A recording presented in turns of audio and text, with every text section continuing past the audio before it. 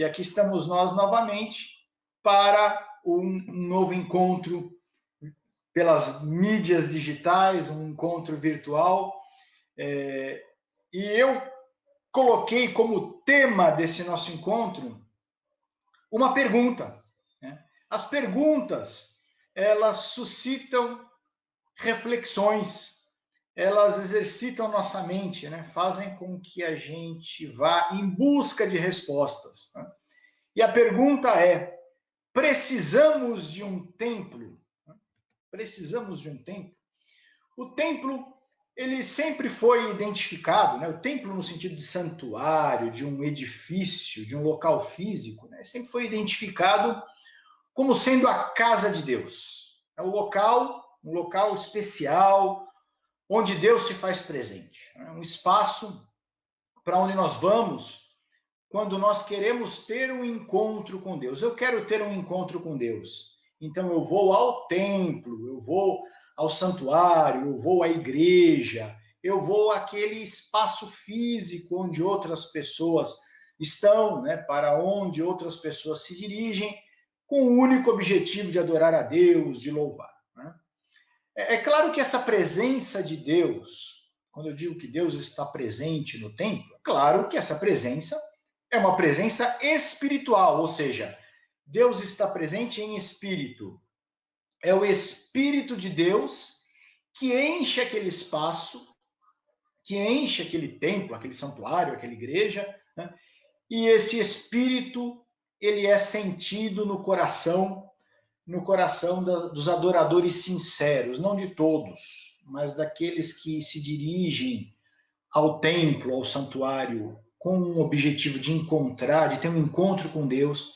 Essas pessoas podem sentir no seu coração a presença do Espírito de Deus. Mas aí vem algo excepcional, uma pandemia, uma pandemia que obriga as pessoas a ficarem em casa, a não terem um contato próximo com os seus amigos, com os seus parentes, com os seus irmãos. E aí, com essa pandemia, muitas coisas são fechadas. O comércio é fechado, as escolas são fechadas, os teatros são fechados, os shoppings são fechados e as igrejas, os templos, os santuários também são fechados. E agora?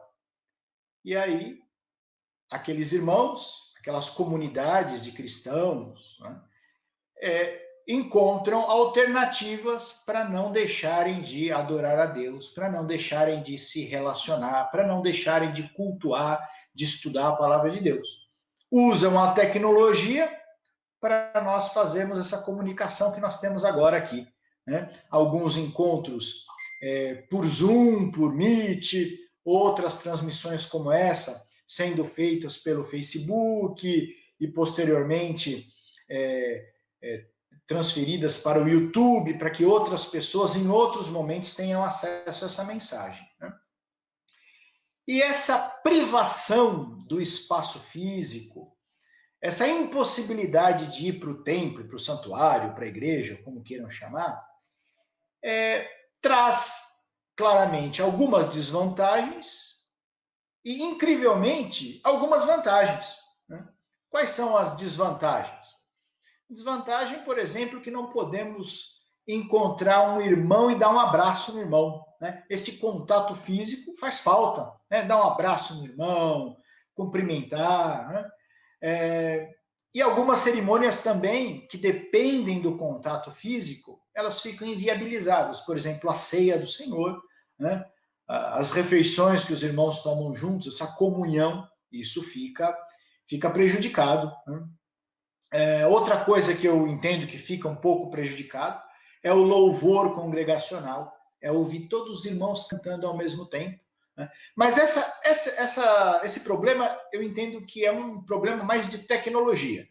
Em breve a tecnologia vai permitir o louvor congregacional remoto, quando as bandas de internet forem alargadas, quando a qualidade de transmissão chegar a cada casa, maior, uma qualidade melhor, aí nós vamos poder ter isso aí. Mas, por enquanto, essa é uma desvantagem. O louvor congregacional, ele está comprometido. Né? Agora, quais são as vantagens desse novo modelo, desse encontro remoto, virtual? Né? Eu poderia enumerar várias vantagens.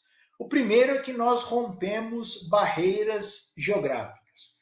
Pelo menos na nossa igreja, nas reuniões virtuais que nós estamos fazendo, a gente está tendo o privilégio, a alegria de ter a presença virtual, é claro, de irmãos de outros estados. Né?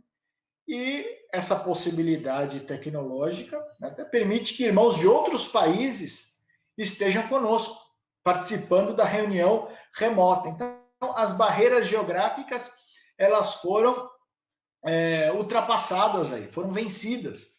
Né? Muitas vezes a gente recebia e-mails e contatos, pessoas dizendo, olha, eu gostaria de saber se existe aqui na minha cidade, né, em Santa Bárbara do Oeste, uma igreja ICBU, uma igreja cristã bíblica unitariana.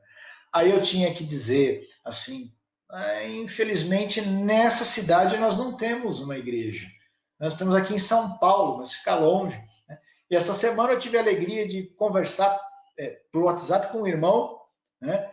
Pelo primeiro contato eu fiz com ele essa semana, irmão Fernando de Santa Bárbara do Oeste. Hoje a gente teve a alegria de ter o irmão Fernando participando da nossa escola bíblica. Então as barreiras geográficas são ultrapassadas, são vencidas. Né?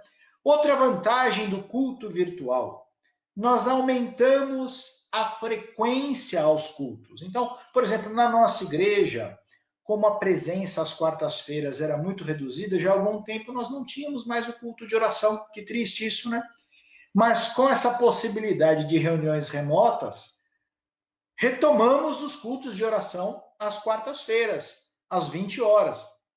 É um culto no qual todos os que lá, né, se conectam, digamos assim, podem fazer um agradecimento, podem colocar um pedido de oração para que os irmãos orem. Né? Então, essa é uma vantagem. Aumentamos a frequência dos cultos, mais cultos por semana. E a presença também.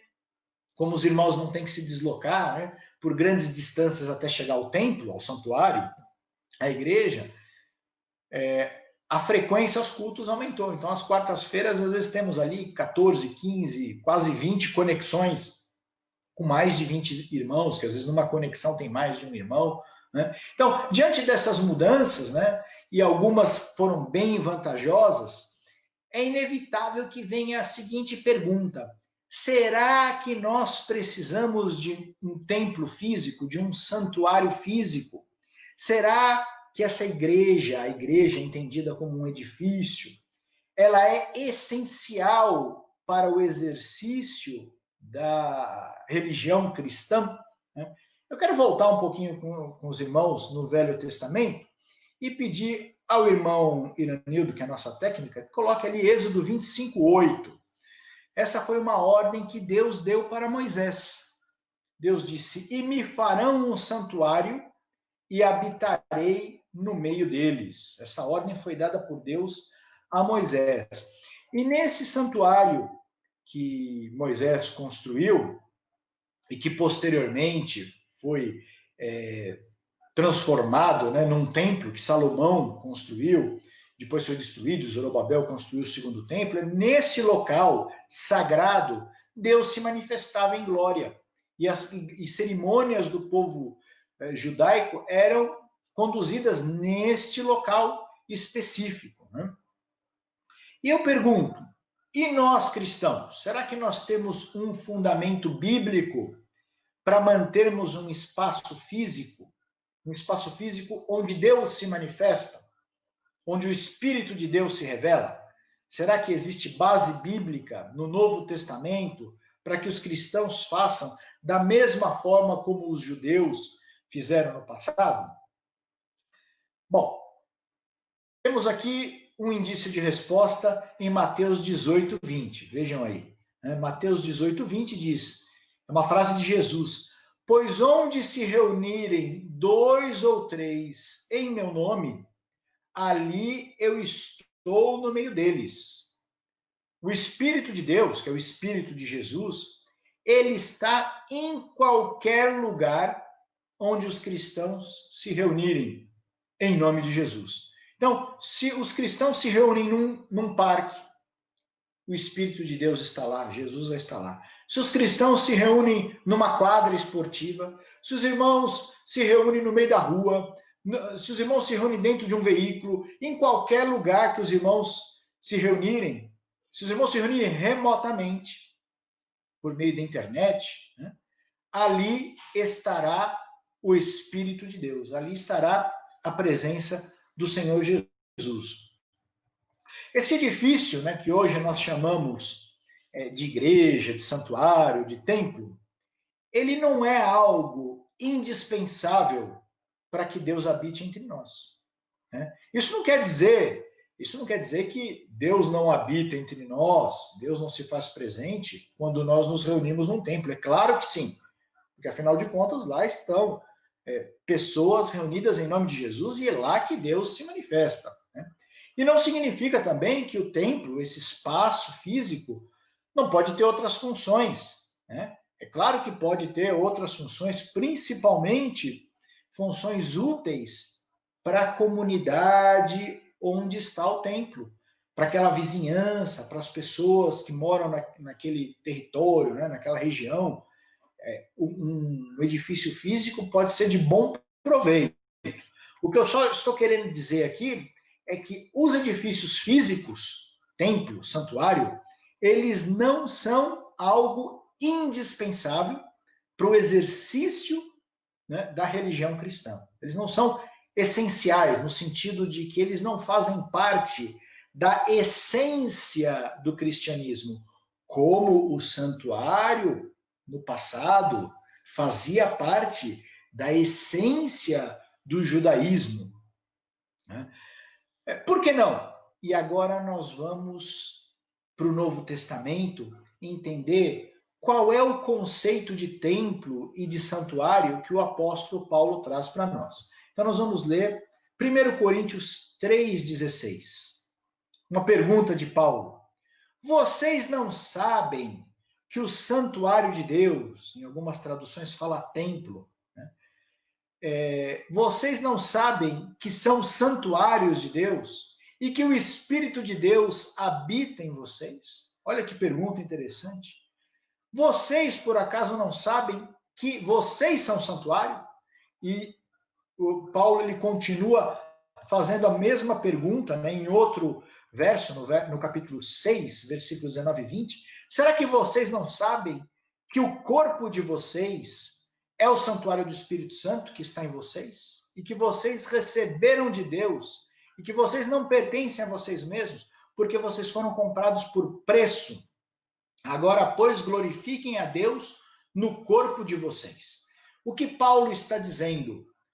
Você, cristão, você que me ouve agora pelo Facebook, né? Você que está com o seu celularzinho na mão, você que está na frente do computador, você é o templo, você é o santuário, você é a igreja onde Deus habita. Para o cristão, o conceito de templo, de santuário, não é mais o de um edifício físico. O templo é o nosso próprio corpo. Né? Então, eu não tenho que dizer, eu vou ao templo, eu vou ao santuário. Não é assim que eu tenho que dizer. Eu tenho que dizer, eu sou o templo porque o Espírito de Deus habita em mim. O irmão é um templo, o seu corpo é um templo, porque o Espírito de Jesus, o Espírito de Deus, né, que é o Espírito Santo, habita em você. Esse é o sentido de templo no Novo Testamento. Esse é o sentido de templo na religião cristã. Deus, ele não habita num templo construído por mãos humanas. O que está escrito ali em Atos 7:48, né? Vai aparecer esse verso, Atos 7:48. Entretanto, o Altíssimo não habita em casas feitas por mãos humanas. Ele habita onde? No corpo, que não foi feito por mãos humanas, foi criado por Deus. Olha que maravilhoso isso, né? Temos um outro verso aqui em Atos 17, 24 e 25, né? Vai aparecer também ali. Eu acho que aqui ficou faltando nesse verso a primeira parte, né, do verso. Deixa eu ver, eu acho que o Deus que fez o mundo, ele começa assim, né? E tudo que nele existe, sendo ele Senhor do céu e da terra, não habita em santuários feitos por mãos humanas. E o verso continua, né? Ele continua, nem é servido por mãos humanas, como se precisasse de alguma coisa, pois ele mesmo é quem a todos dá vida, respiração e tudo mais. Ou seja, aqui diz claramente que o Deus que fez o mundo, ele não habita em santuário feito por homens. Ele não habita em santuário feito por homens. Então, se no Antigo Testamento Deus ele manifestou a sua presença no santuário, que era uma tenda, né, e posteriormente num templo, agora o Espírito de Deus se manifesta em nosso corpo. Nós somos esse templo de Deus. Nosso corpo é o santuário. Isso tem que ficar bem claro, né? Isso também foi aplicado para Jesus. Em São João 2, 19 e 21, logo depois que Jesus expulsou aqueles vendilhões do templo, ele respondeu e disse assim: vocês derrubam esse templo, mas em 3 dias eu o levantarei. Aí os judeus disseram: em 46 anos foi edificado esse templo e tu o levantarás em 3 dias? Né? Mas Jesus falava do quê? Ele falava do templo do seu corpo. Então, o corpo de Jesus era um templo. Templo de quem? Santuário de quem? Do Espírito de Deus que se manifestava por meio de Jesus. Vocês entendem? Eu, desde pequeno, sempre aprendi, vocês também, nós sempre aprendemos que a igreja, aquele espaço físico é algo sagrado, né? Então nós temos sempre essa cultura de ter objetos sagrados, né? Isso tem na nossa cabeça. Ah, tal objeto é sagrado. Então aquele templo era sagrado. Eu me lembro até hoje, eu era criança e eu frequentava um templo, um santuário, uma igreja, no bairro do Ipiranga. E aquele santuário, aquela igreja foi construída, né? Aquela igreja foi construída e houve uma cerimônia de dedicação. E eu me lembro muito bem, eu lembro perfeitamente, eu tinha aqui uns 5, 6 anos de idade, e eu lembro que naquela cerimônia de dedicação, o pastor daquela igreja abriu um buraco na terra, que já estava preparado ali, ele enterrou na igreja uma Bíblia, naquela cerimônia de dedicação, e disse: a partir de agora, então, né, este local é um local santo, é um local sagrado, né? E aquilo foi, para mim, foi uma coisa que me impressionou muito, o pastor enterrando uma Bíblia dentro do chão, porque aquilo lá vem coisa de morte, né? Que a pessoa que morre é enterrada, aquilo, a imagem até hoje fica na minha mente. E eu ouvi aquilo muitas vezes. E eu vou dizer quando que eu ouvia isso aí. A criançada pequena na igreja gosta de correr muito nos corredores. Então, quem frequenta a igreja sabe como é que é a criançada. E eu também era assim, criança gosta de correr. E as irmãs ali, as professoras, os diáconos chegavam e falavam assim: olha, você não pode mais correr aqui, tem que fazer silêncio, porque agora aqui é um lugar santo. Lembra que o pastor enterrou uma Bíblia aqui.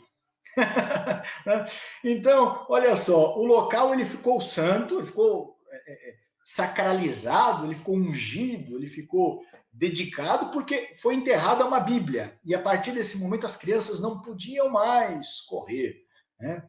Até mesmo a pessoa responsável pela limpeza do templo ali durante a semana, quando fosse tirar o pó, tinha que tratar tudo assim né, como se fossem coisas sagradas. Ora, isso não faz sentido na ótica cristã.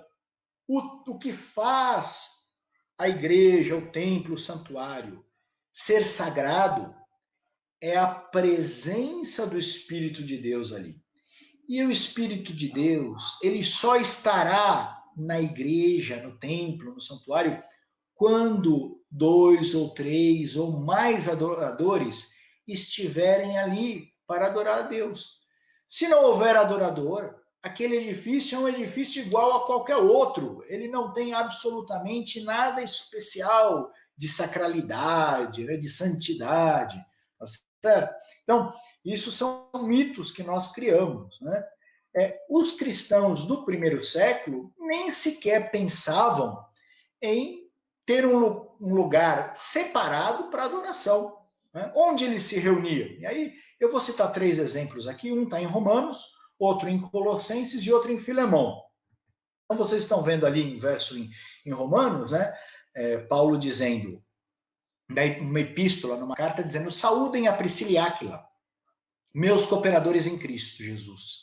Saúdem igualmente a igreja que se reúne na casa deles. Outro ponto importante aqui, antes de passar para os outros versos, né? Se pudermos voltar para o verso de Priscila e Áquila em Romanos, né? A palavra igreja, no grego, ela é eclésia. Ela aparece, se não me falha a memória, ela aparece 118 vezes no texto do Novo Testamento. 118 vezes. A palavra eclésia, uma palavra grega. E daí vem a palavra eclesiástica, né, que é derivados de igreja. E todas as vezes que a palavra igreja aparece, ela se refere ao grupo de pessoas que adoram a Deus, é um grupo de cristãos. Em nenhum momento a palavra eclésia, ela se refere a um edifício, a um templo, a um santuário. Por isso que Paulo diz: saúdem igualmente a igreja, ou seja, as pessoas que se reúnem na casa de Priscila e Áquila. Priscila e Áquila é um casal, eles tinham uma igreja familiar. A casa deles era usada como um templo, como um santuário, como um local de adoração. Né? Assim como nós, desde 2001, né, até aproximadamente 2003, 2004, nos reunimos na casa do irmão Mário Franhan e da sua esposa Lili. Né? Eles foram os primeiros a abrir as portas de seu lar para receber a igreja de Deus. Eles receberam a igreja de Deus, que é o povo, dentro da casa deles. Vamos para o próximo verso? O próximo verso está em Colossenses, né? Colossenses. Saudai aos irmãos que estão em Laodiceia e a ninfa e a igreja que está em sua casa. Ninfa, dentro da sua casa, tinha o quê? Uma igreja, que eram pessoas que se reuniam ali. Vamos para o próximo? Próximo verso de Filemão. Paulo, prisioneiro de Cristo Jesus, e o irmão Timóteo, ao amado Filemão, que é também nosso colaborador, a igreja que se reúne em sua casa. Viram, irmãos? Nesses 3 versos, Paulo se refere à igreja, ou seja, às pessoas que se reuniam na casa de um cristão. Né? Então, a igreja não é o templo, a igreja são as pessoas. E nós não lemos no Novo Testamento nenhum tipo de, por exemplo, coleta de recursos financeiros, coleta de dinheiro, ou de dízimo, ou de oferta, para que sejam construídos templos ou santuários. Nós lemos ali de coleta, de ofertas voluntárias apenas, para ajudar pessoas necessitadas, para ajudar missão, né? Algum missionário que vai pregar o evangelho, aí sim. Né? Aí alguém pergunta, mas Ricardo, você está pregando contra a igreja, contra os templos físicos, né? Contra o santuário, né? Você é contrário à existência de um local fixo onde os cristãos podem se reunir para adorar, louvar, ajudar a palavra de Deus? Não, eu não sou contra. Eu não estou pregando contra termos um espaço. É ótimo termos um espaço adaptado para reuniões, para celebrações, para louvor, que tenha ali um sistema de som, que tenha instrumentos musicais, que tenha salas para reuniões, para as crianças. Né? O que eu estou dizendo é que o templo físico não é um elemento essencial da religião cristã.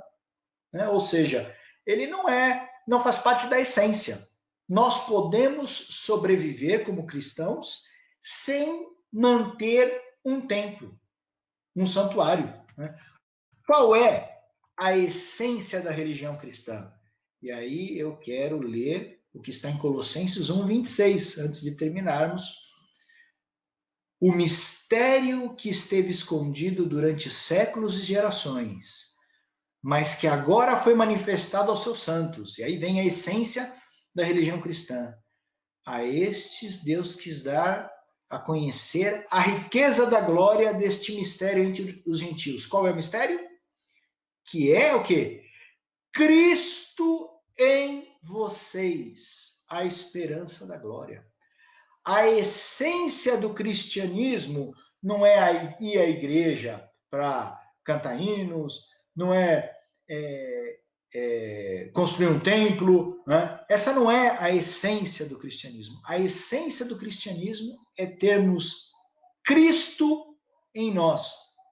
Claro, não fisicamente. O Espírito de Cristo em nós. Todo cristianismo depende disso, né? Nós somos filhos de Deus porque somos nascidos de Deus, ou seja, nascidos do Espírito. É isso que faz a diferença, né? Isso é essencial. E essa esperança da glória, é a esperança de viver com Cristo na glória, né? E eu pergunto, no dia em que nós estivermos junto com Cristo na glória, haverá um santuário? Haverá um templo no céu? Tem um santuário ali onde nós vamos nos achegar no santuário, naquele templo para adorar a Deus lá no céu, ou onde quer que seja, ou na terra, onde estiver Cristo, tem esse santuário, esse templo, né? Eu gostaria de ler o último verso para nos despedirmos. Como vai ser um dia quando estivermos nessa glória? Na Nova Jerusalém, o apóstolo João diz em Apocalipse 21:22, nela, ou seja, na Nova Jerusalém, não vi templo, não vi santuário em algumas traduções. Por quê? Quem é o templo lá? É o Senhor Deus Todo-Poderoso e o Cordeiro. Não haverá mais necessidade de templo como havia no Velho Testamento. Por quê? Porque estaremos na presença do Senhor. Assim como hoje não há necessidade do templo para o exercício do cristianismo, porque o Espírito do Senhor vive em nós. O templo é útil? Pode ser útil? Ele ajuda? Ajuda. Cabe muita gente? Cabe. É propício para um louvor? É. Né? Pode ser uma bênção para a comunidade, para o bairro onde ele está instalado? Pode. Mas ele não faz parte da essência da religião. A essência da religião é Cristo em vocês, o Espírito de Deus vivendo dentro do seu coração e produzindo os frutos do Espírito. O meu sincero desejo e a minha oração é que você, meu irmão, tenha o Espírito dentro de você e continue participando dos nossos cultos de adoração e de estudo, tanto virtualmente, aqui na internet, e também presencialmente, quando retornarmos após a pandemia. Esse é meu sincero desejo e minha oração, que Deus abençoe a todos. Amém.